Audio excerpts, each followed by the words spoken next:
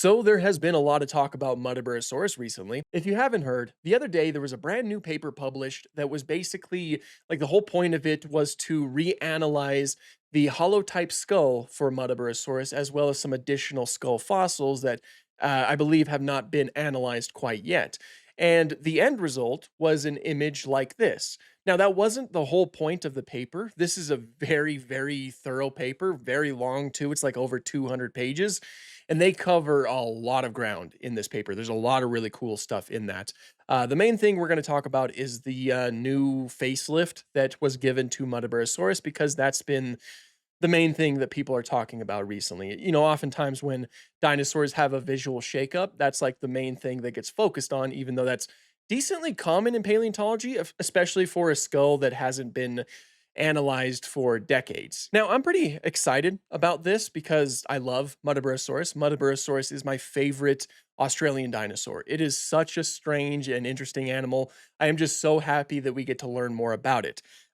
With that being said, let's go ahead and get into what was basically done here. So they use CT scans to get a better look at the fossils. Here's the skull right here. So here's like what we're familiar with Muttaburrasaurus, what you can see up here. Let me get my face out of the way a little bit more. This is all what we're familiar with. This is how Muttaburrasaurus was always reconstructed, all the way up to here. The reason that was done is because it was believed that this bump right here represented the nasal bones. And obviously the nasal bones are typically towards the front of the skull like this, towards like over here at this portion.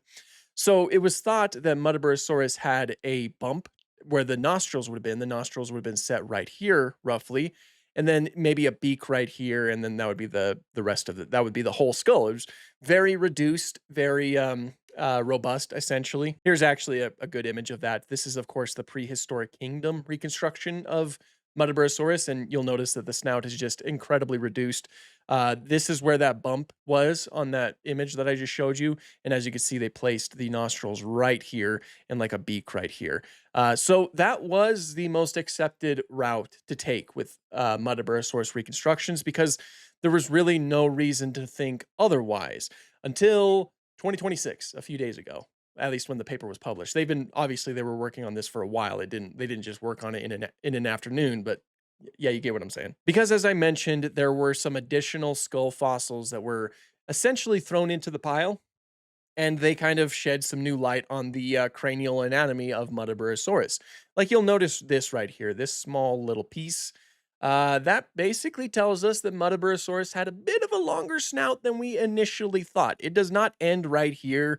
Instead, it continues over here. And it's quite a bit thinner than what this would have been. It kind of thins out towards the front, giving it like a triangular shape if you look at it from above, which means that this bump might have not been made out of the nasal bones, at least mostly not made out of the nasal bones. Maybe it like connected to the nasal bones to some capacity, but for the most part, it's its own like special isolated structure that's a little bit higher up on the snout, while the tip of the snout had like the nostrils would have been up here, basically. The nostrils would have been up here, not back here like we previously thought. So yeah, that changes the basic look, the basic shape of a Muttaburrasaurus skull. And obviously that was showcased with this reconstruction right here that everybody just hates. I have seen so much hate towards this reconstruction. It's been wild. And to be fair, it's probably not the best reconstruction. I mean, it's way better than anything I could do personally. But it is a little bit shrink wrapped. You'll notice that the fenestra right here is very visible. Maybe it's a little bit tight around here. The colors are an interesting choice, and the shape of the beak is certainly interesting, though I will say that this is pretty much all speculative. Because like I said, this is like, you know, this is pretty much what we have of the front of the snout right here. It's pretty limited, so there's a little bit of wiggle room. What they essentially did here was they like took the I think like mostly a conservative route in the fact that they just like they didn't do anything too crazy with the reconstruction. They kept it simple and you know what could potentially be like likely for the animal. And you know, people don't like it, especially with this forward facing view, the way that it's looking directly at us. You can see the bump right here and then a very small beak. It is certainly interesting, but it does highlight how much thinner the snout of Muttaburrasaurus is than we previously thought, especially when you look at it from this point of view where you're looking, a bird's eye view. Again, it gives it that aforementioned like triangular shape. Now, this does add a little bit of length to the Muttaburrasaurus skull because beforehand it would have cut off about right here or right here. So again, it is a significant change, very different from this one right here. Now, again, like I kind of alluded to beforehand, I think there is a little bit of wiggle room to that because there's not a lot of fossil presence in the tip of the snout. So, I'm sure that the shape of the snout is going to vary from artist to artist because that's going to be something that boils down to artist interpretation. For sake of the paper, they took the conservative route. They didn't really go too crazy with it. But I have seen some artists who did some, like, they really took some interesting paths, like Ashley Patchley here. I actually discovered their work because of this Muttaburrasaurus thing. This is a very cool piece of art that kind of, it takes a little bit of a different route. First of all, the colors are a little bit different and the shape of the beak is certainly different. But it still captures the new things about Muttaburrasaurus. Oh, and by the way, go and follow Ashley Patchley because I was looking through their work and it's really awesome stuff. So yeah, definitely go and follow them. But yeah, again, this represents how much more elongated the snout is than we previously thought. But it just takes a little bit of a different route.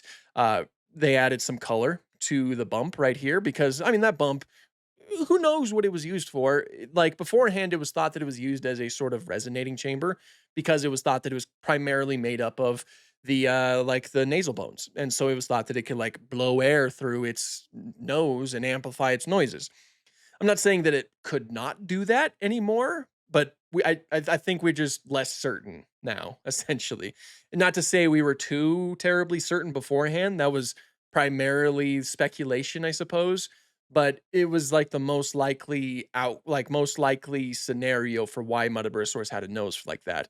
Now it's not necessarily its nose, so with the nostrils being set a little bit more forward, I'm sure there's still a lot more room to learn about Muttaburrasaurus, which is still exciting stuff. But yeah, this is like a great reconstruction of Muttaburrasaurus that I think really captures like how weird the new reconstruction is, but it's still like, I mean, I don't know, it's hard to explain. I just really like it. I really like the colors, especially. I think the colors are really nice. So basically, in essence, that's kind of like how paleontology works. That's how things go in this field. That's how things go in pretty much science in general. New evidence that is brought to the light can recontextualize what we thought we knew beforehand. Muttaburrasaurus looked like this for a long time. Like this is even not too far off from the way that it looked in Walking with Dinosaurs and Dead Sounds Dinosauria, which was a very recent thing. That Muttaburrasaurus design is still beautiful. I think that David did a phenomenal job with that model, but it was just like unfortunate timing that the paper came out when it did. Still, it's a beautiful design, and I still love the way that Prehistoric Kingdoms looks. It'd be really cool if they like updated it before the full release of the game, but they already have their plates full, so I'm not gonna I'm not gonna bug them for that.